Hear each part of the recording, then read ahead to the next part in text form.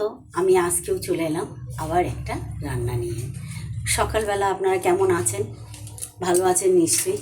গলাটা একটু ব্যথা ব্যথা করছে, আর বাড়িতে ছিলাম না, একটু বেরিয়েছিলাম একদিন। বেরোনোর পরে হয়তো কী হয়েছে জানি না, গলাটা বেশ ব্যথা, খুসখুস করছে, একটু গলাটা ব্যথাও হয়েছে। তবুও সকালবেলায় একটা ভিডিও দিয়েছি, আবার এই রান্নায় চাপালাম, করছি। আপনারা সবাই কেমন আছেন? আর এটা আপনারা মনে রাখবেন, এই যে আমার চশমা ধরি। এখন আমি কি রান্না করছি একটু দেখুন।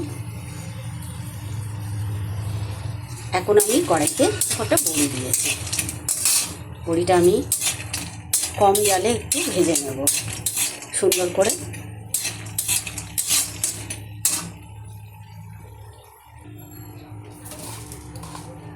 আমি কিন্তু কড়াইতে দিয়ে দিলাম কটা পাঁচফোড়ন। আর আমি বারবার বলি যে আমি একটু পাঁচফোড়নটা ব্যবহার করে ফেলে বেশি। এবারে আপনাদের না পছন্দ হলে আপনারা যেটা ফোড়ন দেওয়ার ইচ্ছা সেটাই দেবেন। দেখবেন আজকে কিন্তু আমি একদম একটা হালকা পাতলা জিরে দিয়ে আর আদা দিয়ে মাছের ঝোল দেখাচ্ছি। তবে মাছের ঝোলটাও দেখবেন, সাথে না থাকলে কিন্তু মাছের ঝোলটাও ঠিকঠাক দেখা হবে না। আমি কি মাছ দিয়ে এই যে হালকা পাতলা ঝোলটা বানাবো আপনাদের দেখাবো। একটু সাথে থাকবেন প্লিজ, সাথে থাকবেন।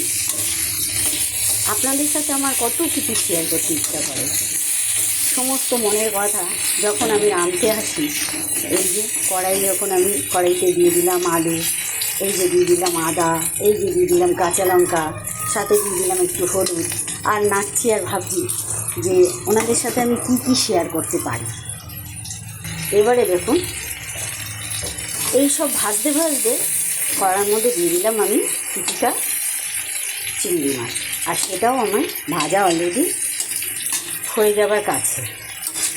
আমার আবার খুব সুনাম আছে যে আমি চিংড়ি মাছ ভালো ভাজি না, সেটা হচ্ছে আমার জননীর কথা।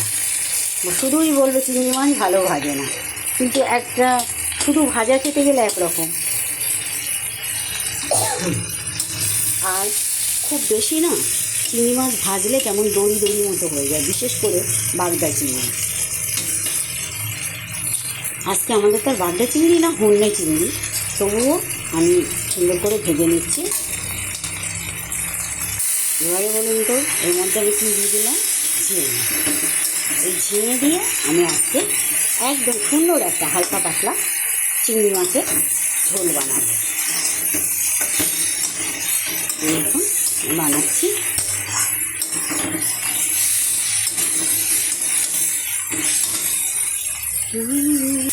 একটু লবণ দিয়ে দিলাম, এর মধ্যে আমি দিয়ে দিলাম একটা টমেটো, বেশি অর্ধেক টমেটো, একটা অর্ধেক বললেও অনেকটাই বড়, তো তাই বেশি অর্ধেক একটা টমেটো দিয়ে দিলাম। দিয়ে আমি এখন কষাচ্ছি, ফিরে আসছি কিছুক্ষণ পরে, সাথে থাকুন। দেখুন আমার এই চিংড়ি মাছ কষানোটা কেমন হয়েছে, ঝোলটা সুন্দর হয়েছে না? সাথে থাকুন, আসছি। এই দেখুন হালকা পাতলা ঝিঙের ঝোল, ঝিঙে দিয়ে বড়ি দিয়ে চিংড়ি মাছের ঝোল বানালাম। আর মশলা দিলাম কেবল গোলমরিচের গুঁড়ো, জিরে কিচ্ছু দিইনি কিন্তু আমি, খালি গোলমরিচের গুঁড়ো দিয়ে ঝিঙের ঝোল। এই যে হয়ে গেছে ঝিঙের ঝোল, দেখুন সত্যি দারুণ। খালি আমি কড়াইতে থিতো করা একটু আদা দিয়েছি পাঁচফোড়নের সাথে, কাঁচা লঙ্কা, আলু, আর কি কি দিয়েছি সবই তো দেখেছেন, দেখানোও আছে। আর আমি এই নামানোর আগে একটু গোলমরিচের গুঁড়ো দিলাম। আমি যে এই হালকা মশলায় ঝোল করলাম, আমি যতক্ষণ আপনাদের না খাওয়াতে পারবো ততক্ষণ বোঝাতে পারবো না যে কতটা সুন্দর হতে পারে।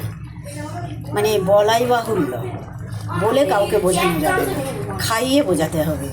তাই আপনাদের সবার আমন্ত্রণ রইল। শুভ দুপুর, ভালো থাকবেন। আমি